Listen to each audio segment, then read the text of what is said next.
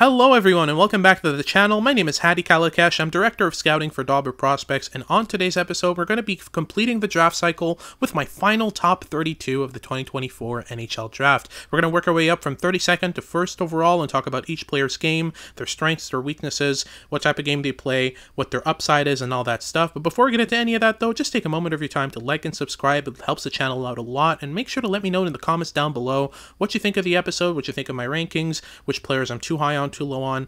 I'm very open to criticism and feedback, so make sure to let me know down below, and I'll justify some things if some questions arise. So at 32nd overall, to start things off here for the first round, we have Artamonov, the 6'1", 152-pound right-shot defenseman from HC Plzeň in the Czech Extraliga, and Jaromír probably has the highest compete level among all defensemen in this draft. He is violent, he's really good on retrievals, and he works hard off the puck. But that knee injury he suffered at the World Juniors is a big concern for me because he does rely a lot on his skating. Even before the injury though, his Extraliga tape was pretty rough. He was getting outthought, outskated, and outplayed almost every night. Still, the compete, the shot, and the aggression with Jaromír make it really easy to project him into a first round selection. I think a team's going to pick him up higher than that, but I do have my questions. At 31st overall, we have Dominic Badinka, another Czech right-handed defenseman. He is 6'3", 190 pounds, and he played for the Malmö Redhawks in the SHL pretty much the entire season. He's a big right-handed defenseman with tons of mobility and some of the best defensive reads in the draft. He averaged about 15 minutes a night in the SHL this year as an 18-year-old, and even had some games where he played above 22 minutes, which is super rare for a player this young. He's amazing on retrievals and at boxing out the net front. He's surprisingly a good passer too. I'd be really shocked if he doesn't become kind of a number 4, number 5 defenseman. He reminds me a lot of Alexander Romanov. He's simple, he's effective, and he's really aggressive. At 30th overall, we have Harrison Brunk, a South African-born Canadian citizen, 6'3", 187-pound right-shot defenseman who played for the Kamloops Blazers in the WHL, and he is one of my favorites from this draft class. He's one of the best rush defensemen in the draft with amazing skating and really good reads. He closes off the middle with his positioning, he's always forcing players wide, and he's got some physicality to him too. But on top of that, he's really skilled with the puck, especially in transition. The problem with Brunk and why he's not higher in my rankings is he's extremely chaotic. He tries a lot of risky plays, and sometimes it leads to really bad turnovers, but I like how daring he is with the puck and how responsible he is without it. I think he could become a really great second pair defenseman with the right development. At 29th overall, we have Emel Heming, the 6'2", 196-pound right-shot winger from TPS in Liga. And Heming's a goal scorer with a lot of interesting surrounding skill. In Liga, he was very much a defensive forward in their bottom 6, but in the U20 league, he was a power forward and a power play monster. He's got a heavy one-timer, he's got a great wrister, and he can drop the shoulder and drive the net. And I've grown to like his skating over the year. I really liked his U18 Worlds tape. Big contrast between that and what we saw at the World Juniors. I'm still not sure about the awareness and the playmaking, but he's probably going to be an effective bottom 6 forward in the NHL and might be able to work his way up to a second line, but that's a bit less certain. At 28th overall, we have Jett Luchanko, the right-handed center, 5'11", 185 pounds. He played for the Guelph Storm in the OHL, and the standouts of his game are his skating, his athleticism, his physicality, and his defensive game. But at the start of the year, I had big questions about his offensive upside. In terms of the athleticism, he absolutely crushed the NHL Combine and the CHL Combine, had some of the best results on both. But I didn't really see much in the first half of the season that made me think he'd be able to produce in the NHL, but the more I watched his vision and his playmaking, the more I liked it. I think he's got a good chance of being a great third-line center, and I think he'll certainly be an NHLer and play 200 games or more in the NHL. At 27th overall, we have Cole Beaudoin, the left shot center, 6'2", 201 pounds from the Barrie Colts in the OHL, and he's another player who I think will definitely make the NHL. I'll explain what I mean by this, but Beaudoin's kind of the Wario to Luchenko's Mario. They're both defensively responsible, and they're incredibly athletic centers with a high floor, but Luchenko's offensive game is all about speed and playmaking, whereas Beaudoin's offensive game is all about small area plays and goal scoring.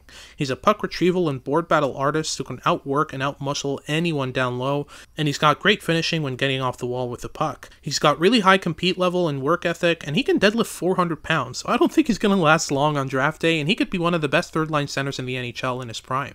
At 26th overall, we have Teddy Stiga of the U.S. National Team Development Program. He's 5'10", 178 pounds. He's a left shot winger, and Stiga's just really, really smart. He's always in the right spots offensively, and he's so good at supporting his teammates with his routes. He's also got pace and energy for days to make up for a smaller frame, and he's one of the best pure playmakers in the draft.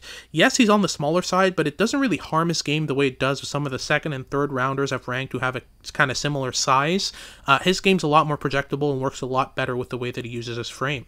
At 25th overall, we have Parayko of the Prince George Cougars in the WHL, 5'11", 175 pounds. He's a right shot winger / center, and Parayko, in my opinion, is one of the 3 smartest forwards in this entire draft. With his lack of agility and acceleration, he has no business getting open and retrieving dump-ins as well as he does. He's always first to the slot, he's always getting lost in coverage. I mean, he just understands the game. His vision and his anticipation make him a really amazing playmaker, and he's got a heavy shot from mid-range as well. The haters will say that he benefited from really good teammates in Prince George, but just as Zach Hyman showed this season with the Edmonton Oilers, it takes skill to play with skill, and he's one of the best facilitators in this draft, and in my opinion, he's got everything to be a middle six complementary forward who's going to fit so well on the bumper spot on a top NHL power play, and maybe as well on the second penalty kill. At 24th overall, we have Sasha Bas, the left shot center of the Muskegon Lumberjacks in the USHL, 6'2", 185 pounds, and he's Quebec born. Bas is a defensively responsible goal scorer, and he just kept adding layers and layers to his game. He started dropping the shoulder more and going to the net himself. He started activating off the wall and getting inside for his chances, and he started using the attention that he draws to open up passing lanes for his teammates. I like him just a notch above Parayko, even though both have poor skating, because Bas got a bit more pop to his offensive game. They both project well as middle six shooters, but I think Bas' goal scoring makes him more likely to be a second liner than a third liner if he develops properly. At 23rd overall, we have Andrew Basha, the left shot winger of the Medicine Hat Tigers in the WHL, and Basha's got so much pace to his game. He's got a powerful, aggressive stride that he uses to forecheck hard, win pucks back for his team, and create off of turnovers. He used to be a real bottom six checking forward last year and in years before in the WHL, but he put in some offseason work, and now he's a true dual threat scorer with amazing playmaking skills and goal scoring ability. I really love the way that he slips pucks through opponents at full speed to connect with his teammates, and in my opinion, he's got a safe floor as a bottom six forward, and I think he's got enough upside to be a great complementary second line winger. At 22nd overall, we have a big riser on my board, Stian Solberg, the 6'1", 205-pound left-shot defenseman who played for Vålerenga in the Norwegian Pro League, and he is unbelievably violent. He's a hard hitter who makes the side of the ice a nightmare to navigate. His skating ability just makes him even more threatening. He can close gaps so quickly, and watching him handle NHLers comfortably at the Men's Worlds at the end of the season just made it even clearer how much upside there is here with Solberg. This kid has been playing against men for almost 4 years now, and you can really tell he's got everything to be a second pair shutdown defenseman at the next level, and he could develop his breakout passing into a real strength. He'll make mistakes along the way, but I think he's more than worth a pick in this range. At 21st overall, we have Alphonse Frey, the 6', 197-pound left shot defenseman of the Växjö Lakers in the Swedish J20 League, and Frey is one of my favorite D-men in the class. He's got insane mobility, and he showcases it on a nightly basis. He's got an unbelievable shot from the point too. It's hard, it's accurate, and he's really good at opening up a lane to shoot. His passing game is great, he's really shifty and a good stick handler, and there have even been flashes of defensive upside that I've really liked from him this year, but the issue with Frey is consistency. When he's off his game, the defense is absolutely awful. He's also not very adaptable. He doesn't really change his approach based on what's in front of him and what's going on around him, but I think he can get around that problem. He could be a number 2 or number 3 offensive defenseman, but there's definitely risk involved in picking him. At 20th overall, we have Nikita Artamonov, the 5'11", 187-pound left-shot right winger from Torpedo in the KHL, and he's got so much energy and he's really smart. Everything about his game is a byproduct of those two things. His playmaking, for example, is good because his brain processes the game extremely quickly. His forechecking is all about outworking opponents, and the defensive game is the same thing. It's really about outworking players on the back check. The downside to that is he's pedal to the metal all the time, and he hasn't figured out how to slow down and use speed differentials to beat opponents. He rushes a puck and he tries to take on everything himself, which I think is a weakness, but still, he played regular KHL minutes in his draft year and did great things with them. Most prospects in the Russian system can't say the same, so I think he's going to be a great middle six forward in the NHL. At 19th overall, we have Trevor Conley, the left shot winger of the Tri-City Storm in the USHL. He's 6'1", 160 pounds, and if this was on skill alone, he would be much higher in my rankings. He has some of the best hands in the draft, he has a high-end shot, and he has great passing tools, on top of being an amazing skater. But the concerns I have with Conley have only gotten worse since April. His performance at the U18 Worlds, for example, was going really well up until the gold medal game, where he made an awful hit in the third period with the game tied and straight up cost his team the game. He's not a player who handles high pressure situations well, and he has too much going on off the ice for me to rank him any higher personally. It doesn't help that he isn't defensively responsible or particularly smart with the puck either, so there's a bunch of questions with Conley, and they've only gotten worse over the past kind of couple of months. At 18th overall, we have Carter Yakimchuk, a 6'3", 202-pound right shot defenseman from the Calgary Hitmen and the WHL, and I know this is low for a lot of people, but you know, for me, Yakimchuk hasn't really moved much since my last rankings, and it's for the same reasons as before. He's still a freak athlete who's all aggression, no composure on both sides of the puck. He's an insane stick handler with some of the best hands in the draft overall, and he's got a bomb of a shot, but he takes on everyone all the time, and I mean it. I mean, he'll take on teams 1-on-4, 1-on-5, he doesn't care. He's a great forward skater, but he has really bad pivots and edge work, so he spends most of his time either pinching in the neutral zone or chasing the play on the back check. He's incredibly violent and physical, but he also takes himself out of plays by chasing hits. So the tools are insane, but he doesn't use them in an NHL projectable way. The upside with Yakimchuk is you get a Brent Burns type of defenseman, but the floor is pretty low with him as well, and he needs so much work that I'm not really as confident picking him as high as others are.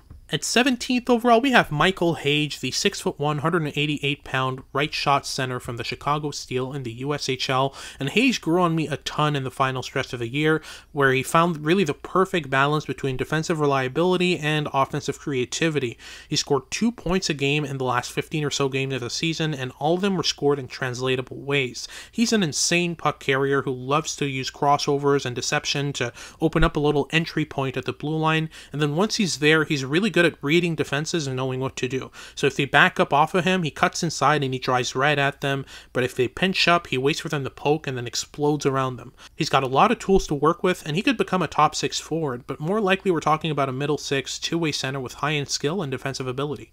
At 16th overall, we have another player that I'm lower on than most, and Anton Salayev, the 6'7", 206-pound left shot defenseman from Torpedo in the KHL. And Salayev's almost definitely going in the top 10, and I think he could be picked as high as 3rd overall. Having the almost perfect skating he has at 6'7" is honestly just unfair. I mean, he covers so much ice, and with his wingspan, he's got the best rush defending tools in the entire draft, but I'm just not sold on the smarts. He's really panicky with the puck, he lacks poise, and he doesn't really read the rush all that well. He can handle one-on-ones better than anyone in the class by far, it's not even close, but as soon as you introduce a second opponent or a second teammate, he struggles with what to do. Still, he played top 4 KHL minutes for a reason. He's going to play in the NHL for sure, but I think he's going to be much less effective in the NHL than a lot of folks think. At 15th overall, we have Liam Greentree, the 6'2", 215-pound left shot right winger of the Windsor Spitfires in the OHL, and Greentree's got everything going on for him offensively. He's a great shooter who always gets to hard areas, his playmaking is great, his hockey sense is through the roof, and he has the hands to make OHL defenders look absolutely foolish. He also captained the Windsor Spitfires and led them by 24 points. The only real issue with Greentree is really just his skating, but it affects a lot of areas of his game. He wastes a lot of energy with each stride, and that way he can't really forecheck as effectively. He runs out of gas at times in shifts, and he has to be really selective with his back checks to conserve energy. But if he lands in the right organization who can fix his skating, there's really not much in the way of Greentree becoming a true top 6 forward. At 14th overall, we have Igor Chernishov of Dynamo Moscow in the KHL and MHL. He's a 6'2", 292-pound right shot left winger, and he's played a great season so far this year. I mean, I think he's got all the makings of a modern European power forward, but with an interesting defensive twist as well. To start with the power forward elements, he's big, he's a fluid skater, and his hands really stand out when you watch him. He's so good at getting off the boards and making plays to the middle. The details off the puck, though, are also really good. He forechecks and he backchecks hard, he can lift sticks and outmuscle KHLers already, and he's got great defensive positioning. There's a reason he spent almost the entire year in the KHL. I want to see a bit more passing skill from him, but there's so much to work with here with Chernishov, and I think he can develop him into a second-line winger pretty quickly. At 13th overall, we have Michael Newgard of Mora IK in the Allsvenskan. He's a 6'1", 207-pound right shot, right winger, and Michael Newgard is the second most NHL-ready player in this draft, in my opinion. His game is so polished and refined. His effort level, his routes, his anticipation, his intelligence, and his skating are all big strengths, and all of that combined makes him, in my opinion, the best forechecker in the draft. He is a menace down low. He's so good with a stick defensively, but he's not all defense either. He's got a heavy and accurate shot, and he's gotten better and better at timing his shot with screens, shooting under sticks, shooting in motion, and changing the angle of his release. I really like MBN's chances of being a middle six NHLer, and I think he's even got upside as a top six defensive winger, kind of like what Artturi Lehkonen became in Montreal and Colorado. At 12th overall, we have Cole Eiserman, the left shot winger, 6 foot, 197 pounds. He played for the USN TDP and the USHL. And yes, Eiserman ends up at 12th on my board after showing maybe a tiny bit more projectability at the U18 Worlds than I saw before from him, but I still have lots of concerns. He's by far the best goal scorer in this draft, that's no question by now. His release is insane, and I love especially how good he is at shooting off of bad passes. He doesn't need the puck to be in his wheelhouse to rip it hard, accurately, and into the postage stamp. He's got great off-puck routes as well to get open for a shot, and he drives the net hard, which I really like. The problem with Eiserman is that every decision he makes is still about scoring. He's still a liability defensively, and he misses wide open teammates because he's looking at the net the whole time he's got the puck. I still think he's got enough goal scoring skill to make up for it, but he's really risky. He'll need the right teammates to be effective, but the right team could turn him into a 40 goal scorer potentially. At 11th overall, we have Konsta Helenius, the 5'11", 189-pound right shot center from Jukurit in Liga, and Helenius is pretty much the complete opposite of Eiserman. He is the second most intelligent prospect in this draft, and every single decision he makes is about making sure his team gets the puck, keeps the puck, and circulates the puck. He played top 6 minutes in Liga and was a key player for Jukurit even through the playoffs. He was exactly one faceoff above 50% against men in Liga, and his positioning all over the ice is so good. He forechecks hard and intelligently, he applies pressure in really smart ways, and he's got great vision and awareness. The issue with Helenius is that I don't think he's got any kind of standout offensive tool that would make him a first-line center, but I think he's going to be an amazing second-line center who you can trust with last minute of the game scenarios. He's got a lot of Philippe Danault in his game with maybe a tiny bit more playmaking upside. NHL coaches, in my opinion, are going to love this player. And now we enter the top 10. We start things off here with Aleksei Senica, the 6'2", 185-pound right shot winger from the Oshawa Generals in the OHL. And Senica took some time to rise up my board, but his late season and playoff tape absolutely blew me away. He turned the corner from being an awkward teenager to being a full-on stick-handling wizard. The high-end handling skill, the defensive pickpocketing, and the playmaking that were only there in flashes earlier in the year became regular occurrences in the playoffs. I'm fully sold at this point. I think Seneca's got true top 6 upside with the potential to be a top-line forward, but I want to see more anticipation from him to get there. He's great at improvising his way up the ice, but all of the NHL's best improvisers, think Patrick Kane and the like, they can also read ahead and predict and anticipate. He's not there yet, but if the progression in his game this season is any sign, I think he's going to get there pretty easily. At 9th overall, we have Berkeley Kanton, the 5'10", 168-pound left shot center and winger from the Spokane Chiefs and the WHL, and Kanton is the purest puck carrier in this whole draft. His 3-step acceleration and transition is absolutely ridiculous. He's got absurd hands as well, he's got great vision, and both the playmaking and goal-scoring ability of a top NHLer. The reason Kanton isn't higher on my board is that I don't really like the way that he creates offense once his team starts cycling the puck. He's pretty small and frail, and he doesn't really use those Seth Jarvis type of proactive contacts to create room for himself along the boards and make a play. He really relies on defensive mistakes to be effective off the cycle. On top of that, he doesn't bring much defensive effort or ability, but still, his strengths are elite strengths, and I think he can build off of that and make him a top 6 Mitch Marner type of forward.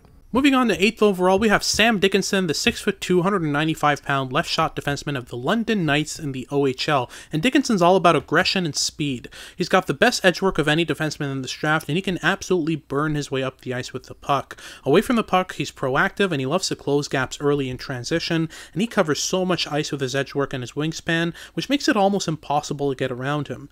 In zone, he reads the game extremely well and can handle both high-speed and low-speed cycles with the same level of effectiveness. I think Dickinson's lack of poise is an issue because he needs space to be effective on the breakout, and he tends to leave gaps in coverage with his pinches, but he's got so much to work with in terms of tools that I think he can make it work in the NHL as a number 4 defenseman. If he learns to be a bit calmer and improves his reads, he could be a top pair two-way defenseman. At 7th overall, we have Ginla, the 6', 181-pound left shot winger of the Kelowna Rockets of the WHL. Ginla is one of my favorite prospects from this draft, and his game is all about projectable habits. The way he spins off of checks along the boards is just so ridiculously polished. He's the best board player in this entire draft. He's got an elite compete level, and he's also so incredibly smart. He's always anticipating play ahead of time, and his puck-carrying habits in transition make him really hard to stop with the puck. He's always using crossovers to build up speed through the neutral zone, and he's also one of the top goal scorers in tight of this entire draft. On top of that, his playmaking is really, really good. I don't think there's much missing from Ginla's game other than maybe learning how to slow down off the puck. He takes himself out of plays by overskating his lanes and committing too hard on the forecheck, but I think that's fixable. Ginla's going to be a long-term top 6 forward in my opinion. It's just a matter of whether he's the best player on a second line or the best complement to an elite top line forward. At 6th overall, we have Archamlefanov, the big right-handed defenseman from Michigan State in the NCAA. He's a Belarusian-born, 6'2", 206-pound blue liner, and Lefshanov's all about tools. He's an amazing skater, he's a freak athlete, and he probably has the highest work ethic of any defenseman in this draft. Offensively, his shot is heavy, and he's got soft hands for his size. He can dish the puck really well as well. The issue with Lefshanov, though, is the consistency of his reads. When he's on, he anticipates rush patterns, and he steps up hard to stop them, and then spots an open player and rifles a puck to them for a chance. When he's off, though, he'll cause 6 or 7 breakaways against per game. It's pretty egregious. For me, the bright flashes with Lefshanov make him look like a top-pair defenseman, and the mistakes make him barely look like an NHLer. But there's just too much to work with here in terms of tools to pass him up any further than this. He's probably going to get picked up at 2nd overall by Chicago, but for me, I have him a bit lower. At 5th overall, we have Zeev Buium, the 6', 180-pound left-shot defenseman from the University of Denver in the NCAA, and Buium is just so damn clutch. He averaged 26 minutes a night on the NCAA's best team last year, and was a key part in them being as good as they were. He also forced his way onto Team USA's World Juniors roster, and was a key player there too. Oh, and by the way, just for good measure, he scored 50 points in 42 games as a freshman defenseman and broke some records in the NCAA. To sum up his game, Buium's the smartest and most poised defenseman in this class. His hockey sense is honestly amazing, and he uses it both offensively and defensively extremely well. His passing skills really refined, and he's so good at anticipating his opponent's routes off the rush and stopping them. So for me, all that's missing in Buium's game is just a bit more physicality and some work on his edge work. He has 65-point upside in the NHL in my opinion if he develops perfectly, and I like his chances of getting there. At number 4, we have Caden Lindstrom, the center from the Medicine Hat Tigers in the WHL, and Lindstrom's just a force in nature. He's huge, he's physical, but he's also got so much finesse to his game. Skater with high-end puck skills across the board, his shot is heavy and accurate, his hands are so quick and tight, and he's an underrated passer too. He's also a pest on the ice. He loves to give little post-whistle cross-checks, and he isn't afraid of chirping his opponents, but off the ice, he's a fantastic person by all accounts. Everyone who spoke to them says the same thing. Just a great human being. The competitiveness he's shown this year, though, and the way he kept adding to his toolkit with every game, makes me think that there's a ton of upside with Lindstrom. He's still raw, his reads aren't really polished, and he relies a lot on his frame to create, but I think he's worth a top 4 pick. I'm not really worried about the injuries either. I think he just had a bit of bad luck this year, but I know he's dedicated enough to hockey to rehab well and let himself heal. At 3rd overall, we have Zayne Parekh, the 6', 180-pound right-shot defenseman from the Saginaw Spirit in the OHL. And like I said in my mid-season rankings, it'll take a lot for Parekh to get dislodged for my 3rd overall spot. Everything he does with the puck is NHL translatable. I think you'd take Parekh and just drop him on an NHL power play today, and he'd be better than 90% of the league's top power play quarterback. The deception, the manipulation, the shimmies at the blue line, the timing of the shots with screens, the way he pushes down into the offensive zone for his chances, every single thing about the way that he creates chances offensively is NHL ready. The issue with Perek that's been well documented is his defense, but I don't think it's really as bad as people make it out to be. Sure, he lacks engagement sometimes, but in the OHL playoffs, he really showed that he can turn on the gas and put in the work. He pinches with good timing, he's got an active stick, and he showed a bit more physical snarl in the playoffs, so I like his chances of making it work in the NHL, and if he does, if he develops perfectly, I think he's the only defenseman in this draft with point per game upside. And now for the top 2, we go to 2nd overall to Ivan Demidov, the 6', 196-pound left shot right winger. You heard that right, by the way. 6', 196 pounds. His measurements have been updated. He played for SKA St. Petersburg in the MHL this season, and Demidov hasn't moved out of number 2 since November because there's been no reason to move him out of number 2. He's added more and more skill to his game as the year's gone on, and he's the best stick handler I have seen since at least Jack Hughes, and even then there's a conversation. That's been clear since day one. But he's also grown his goal-scoring skill, his playmaking ability. He's insanely creative. He always finds a way through a crowd of opponents, and he's unbelievably smart. The way that Demidov sets up his moves with body language, weight shifts, look-offs, and fake shots is just absolutely absurd. He's also got pretty good defensive upside because of his motor, and I think he's got the highest pure offensive upside in the draft. If we're talking points only, he just edges out Celebrini for me. I think teams will make more than one mistake at the draft that'll see him fall to either 4th or 5th overall, and if he does, he's going to make the first 3 or 4 teams to pass on him look really, really foolish. He's got so much skill, so much upside. I'm very excited to see what Demidov becomes. At first overall now, to close things off, no surprise here, it is Macklin Celebrini, 5'11", 190 pounds. He played for Boston University in the NCAA. He's a left shot center, and Celebrini's got the highest hockey sense of the whole draft by a decent margin. I mean, he scored 64 points in 38 games in the NCAA as the nation's youngest player and won the Hobey Baker. His feel for the game is absolutely absurd. The way that he just seems to know exactly where to go, exactly how to attack opponents to create offense, and exactly where his teammates are at all times. I mean, he's got so much intelligence and so much understanding for the game. On top of that, he's also the best end-to-end skater in the draft. He's the most polished rush offense creator I've ever scouted, and he has more than enough defensive skill to play NHL hockey at a high level already. All of his puck skills as well are already near elite, but his shot especially should make him a weapon on an NHL power play. Celebrini's, in my opinion, is ready for top 6 NHL minutes already. I don't think there's any doubt about it. He's more polished than Connor Bedard was in his draft year, and I don't think he needs any work on his game at all to get there. As he gets bigger and faster and smarter, he's only going to make it clear that he's a franchise talent. I cannot wait to see Macklin Celebrini dominate the NHL for the next 20 years. And that wraps things up for this draft cycle for my top 32 in the 2024 NHL Draft. These were my final rankings. Thank you very much for tuning in. If you like the video, if you like my rankings, make sure to like and subscribe. Let me know down below in the comments what you think of the rankings. The draft is going to go much differently, and I'm going to be there in person. I'll be going to the draft in Vegas and having a blast there. But this has been Haage Kalakesh, Director of North American Scouting for Dobber Prospects. Thank you again for watching, and I'll see you on the other side of the draft.